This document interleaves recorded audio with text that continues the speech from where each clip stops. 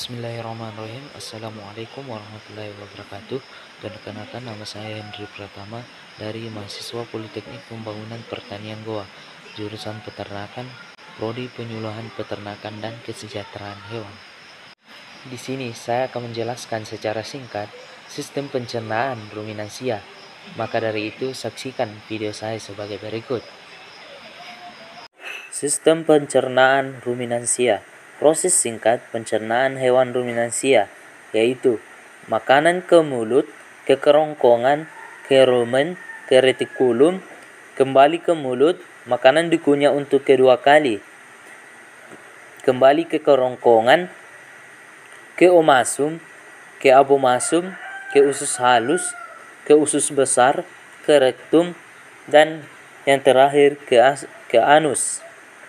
Sistem pencernaan pada ruminansia lebih kompleks dibanding hewan lainnya.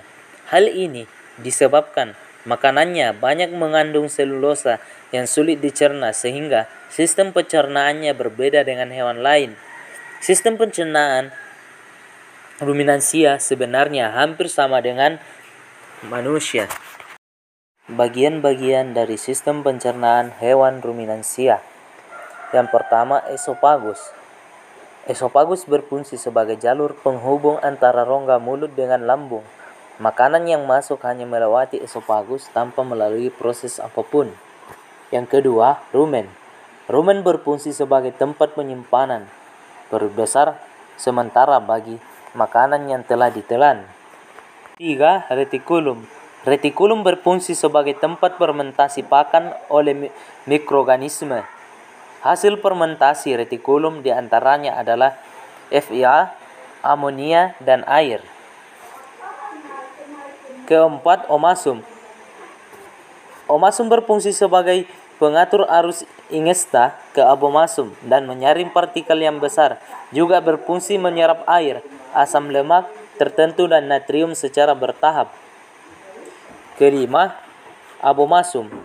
Abomasum berfungsi untuk mencerna kembali pakan dengan bantuan asam klorida dan berbagai enzim. Asam klorida membantu mengaktifkan enzim pepsinogen dalam melakukan pencernaan. Keenam, liver. Liver berfungsi untuk menghancurkan racun di dalam darah, menghasilkan protein hingga membantu proses pencernaan. Ketujuh, gallbladder atau kantung empedu. Berfungsi untuk menyimpan cairan empedu yang berasal dari hati. Kedelapan, pankreas. Pankreas berfungsi untuk menghasilkan hormon insulin yang berfungsi untuk mengukur kadar gula dalam darah. Kesembilan, small intestine atau usus halus berfungsi menyerap sari-sari makanan yang telah diproses dalam lambung yang kemudian diedarkan ke seluruh tubuh dan diubah menjadi energi. Kesepuluh, large intestine. Large intestine atau usus besar berfungsi sebagai penyerap air.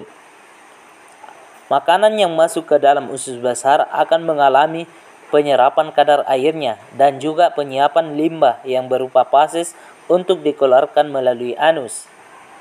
Yang ke-11, kekum.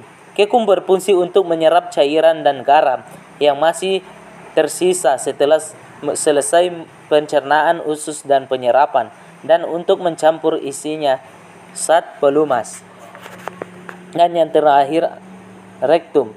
Rektum berfungsi menyimpan sisa-sisa makanan yang berbentuk limbah dan ada di dalam usus sebelum dibuang keluar tubuh melalui anus.